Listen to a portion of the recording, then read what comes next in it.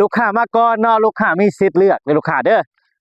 โซนติดกับหน้าทางลักนี่เนาะยังเพียงแต่ตอนเดียวสุดท้ายเด้อลูกค้าเด้อหน้าทางเนาะ20 เมตรลวงลึกเนาะ30 เมตรเด้อลูกค้าเด้อเหมาะสมสำหรับห้องแถว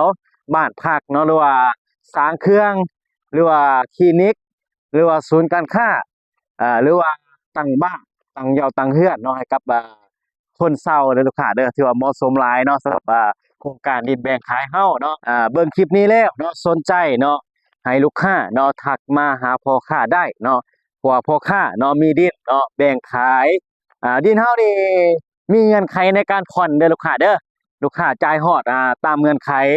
30%เนาะลูกค้าสามารถเข้ามาปลูกสร้างได้เลยเนาะหรือว่าลูกค้าเนาะบ่มีเงื่อนไขลูกค้าเนาะอยากจ่ายก่อน15%ก็ได้เนาะ25%ก็ได้เด้อลูกค้าเด้อถ้าว่าลูกค้าจ่ายฮอดตามเงื่อนไขเนาะ30%เนาะหับไปเลยเนาะส่วนลด2%เด้อลูกค้าเด้อดินเฮานี่